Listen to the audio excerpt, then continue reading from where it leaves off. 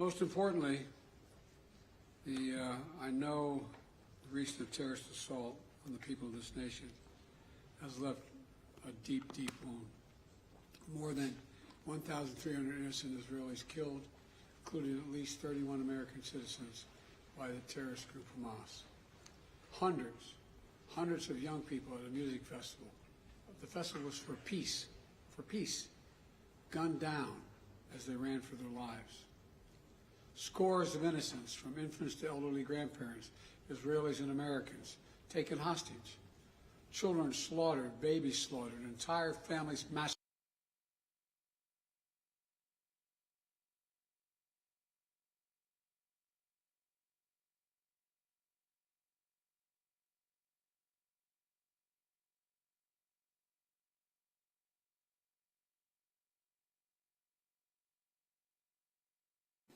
Period. The brutality we saw would have cut deep anywhere in the world, but it cuts deeper here in Israel. October 7th, which was a sacred Jewish holiday, became the deadliest day for the Jewish people since the Holocaust. It has brought to the surface painful memories and scars left by millennia of anti-Semitism and the genocide of the Jewish people. The world watched then, it knew, and the world did nothing. We will not stand by and do nothing again. Not today, not tomorrow, not ever. To those who are living in limbo, waiting desperately to learn the fate of a loved one, especially to families of the hostages, you're not alone. We're working with partners throughout the region, pursuing every avenue to bring home those who are being held captive by Hamas. I can't speak publicly about all the details, but let me assure you, for me, as the American president, there's no higher priority than the release and safe return of all these hostages. To those who are grieving, a child, a parent, a spouse, a sibling, a friend, I know you feel like there's that black hole in the middle of your chest. You feel like you're being sucked into it. The survivor's remorse, the anger, the questions of faith in your soul, staring at that empty chair, sitting Shiva, the first Sabbath without them. They're the everyday things, the small things that you miss the most. The scent when you open the closet door. The morning coffee you shared together. The bend of his smile, the perfect pitch of her laugh. The giggle of your little boy, the baby. For those who have lost loved ones, this is what I know. They'll never be truly gone. There's something that's never fully lost. Your love for them and their love for you. And I promise you, you'll be walking along some days and say, what would she or he want me to do? You smile when you pass a place that reminds you of them. That's when you know. When a smile comes to your lips before a tear to your eye, that's when you know you're going to fully make it. That's what will give you the fortitude to find light in the darkest hours. When terrorists believe they could bring you down, bend your will, break your resolve. But they never did and they never will. Instead, we saw incredible stories of heroism and courage, of Israelis taking care of one another, neighbors forming watch groups to protect their kibbutz, opening their homes to shelter survivors, retired soldiers running into danger once again, civilian medics flying across rescue missions, and off-duty medics at the music festival caring for the wounded before becoming a victim himself. Volunteers retrieving bodies of the dead so families could bury their loved ones in accordance with Jewish tradition. Reservists leaving behind their families, their honeymoons, their studies abroad, without hesitation, and so much more. The State of Israel was born to be a safe place for the Jewish people of the world. That's why it was born. I've long said, if Israel didn't exist, we'd have to invent it. While it may not feel that way today, Israel must again be a safe place for the Jewish people. And I promise you, we're going to do everything in our power to make sure that it will be. 75 years ago, just 11 minutes after its founding, President Harry S. Truman and the United States of America became the first nation to recognize Israel. We've stood by your side ever since. We're going to stand by your side now. My administration was in close touch with your leadership from the first moments of this attack. We're going to make sure we have what you need to protect your people, to defend your nation. For decades, we've ensured Israel's qualitative military edge. And later this week, I'm going to ask the United States Congress for an unprecedented support package for Israel's defense. We're going to keep Iron Dome fully supplied so it can continue standing sentinel over Israeli skies, saving Israeli lives.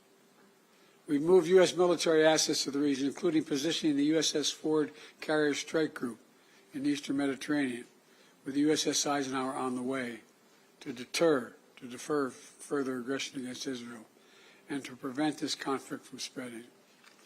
The world will know that Israel is stronger than ever. And my message to any state or any other hostile actor thinking about attacking Israel remains the same as it was a week ago. Don't. Since this terrorist attack took place, we've seen it described as Israel's 9/11. But for a nation the size of Israel, it was like 15 9/11s. The scale may be different, but I'm sure those horrors have tapped into some kind of primal feeling in Israel, just like it did and felt in the United States. Shock, pain, rage, an all-consuming rage. I understand, and many Americans understand. You can't look at what has happened here to your mothers, your fathers, your grandparents, sons, daughters, children, even babies, and not scream out for justice. Justice must be done. But I caution this: while you feel that rage, don't be consumed by it. After 9/11, we were enraged in the United States. While we sought justice and got justice, we also made mistakes. I'm the first U.S. president to visit Israel in time of war. I've made wartime decisions. I know the choices are never clear or easy for the leadership. There's always cost, but it requires being deliberate. It requires asking very hard questions. It requires clarity about the objectives and an honest assessment about whether the path you're on will achieve those objectives. The vast majority of Palestinians are not Hamas. Hamas does not represent the Palestinian people. Hamas uses innocent families in Gaza as human shields, putting their command centers, their weapons, their communications tunnels in residential areas. Palestinian people are suffering greatly as well.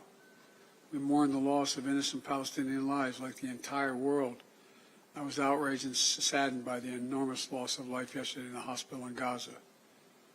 Based on the information we've seen to date, it appears the result of an errant rocket fired by a terrorist group in Gaza. The United States unequivocally stands for the protection of civilian life during conflict, and I truly grieve for the families who were killed or wounded by this tragedy. People of Gaza need food, water, medicine, shelter. Today I asked the Israeli cabinet, who I met with for some time this morning, to agree to the delivery of life-saving humanitarian assistance to civilians in Gaza, based on the understanding that there will be inspections and that the aid should go to civilians, not to Hamas. Israel agreed the humanitarian assistance can begin to move from Egypt to Gaza. Let me be clear: if Hamas diverts or steals the assistance, they will have demonstrated once again that they have no concern for the welfare of the Palestinian people, and it will end. As a practical matter, it will stop the international community from being able to provide this aid. We're working in close cooperation with the government of Egypt, the United Nations, and its agencies like the World Food Program and other partners in the region to get trucks moving across the border as soon as possible. Separately, I ask Israel that the global community demand that the International Red Cross be able to visit hostages. I just demanded that the United States fully supports. Today, I'm also announcing $100 million in new U.S. funding for humanitarian assistance in both Gaza and the West Bank. This money will support more than 1 million displaced and conflict-affected Palestinians, including emergency needs in Gaza. You are a Jewish state. You are a Jewish state, but you're also a democracy. And like the United States, you don't live by the rules of terrorists. You live by the rule of law. And when conflicts flare, you live by the law of wars. What sets us apart from the terrorists is we believe in the fundamental dignity of every human life. Israeli, Palestinian, Arab, Jew, Muslim, Christian, everyone. You can't give up what makes you who you are. If you give that up, then the terrorists win, and we can never let them win. You know, Israel's a miracle, a triumph of faith and resolve and resilience over impossible pain and loss. Think about October 7th, the Jewish holiday, where you read about the death of Moses, a tragic story of a profound loss to an entire nation, a death that could have left hopelessness in the hearts of the entire nation. But though Moses died, his memory, his message, his lessons have lived on for generations of the Jewish people as well as many others, just as the memory of your loved ones will live on as well. After reading the story of Moses' death, those who observe the holiday began reading the Torah from the very beginning. The story of creation reminds us of two things. First, that when we get knocked down, we get back up again, and we begin anew. And second, when we're faced with tragedy and loss, we must go back to the beginning and remember who we are. We are all human beings, created in the image of God with dignity, humanity, and purpose. In the darkness, to be the light unto the world is what we're about. You inspire hope and light for so many around the world. That's what the terrorists seek to destroy. That's what they seek to destroy. Because they live in darkness, but not you, not Israel. Nations of conscience like the United States and Israel are not measured solely by the example or power. We're measured by the power of our example. That's why, as hard as it is, we must keep pursuing peace. We must keep pursuing a path so that Israel and the Palestinian people can both live safely, in security, in dignity, and in peace. For me, that means a two-state solution. We must keep working for Israel's greater integration with its neighbors. These attacks have only strengthened my commitment and determination and my will to get that done. I'm here to tell you that terrorists will not win. Freedom will win. So let me end where I began. Israel, you're not alone.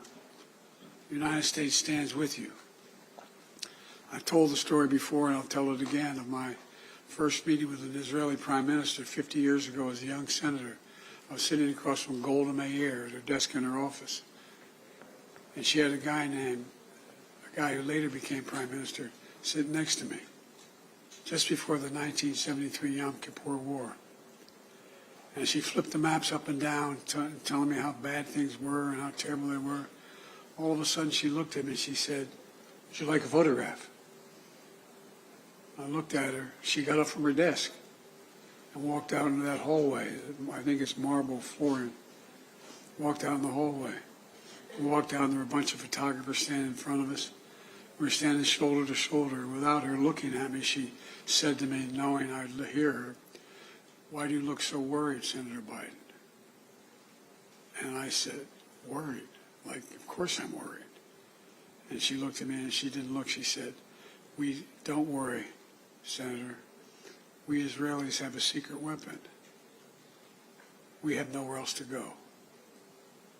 Well, today, I say to all of Israel, the United States isn't going anywhere either. We're going to stand with you. We'll walk beside you in those dark days. And we'll walk beside you in the good days to come. And they will come. As you say in Hebrew, which I'm not going to attempt to do because I'm such a terrible linguist, I'll say it in English. The people of Israel live. The people of Israel live. Israel will be safe, secure, Jewish, and democratic state today, tomorrow, and forever. May God protect all those who work for peace. God save those who are still in harm's way. Thank you very much. Mr. President, what is your red line that would prompt U.S. military involvement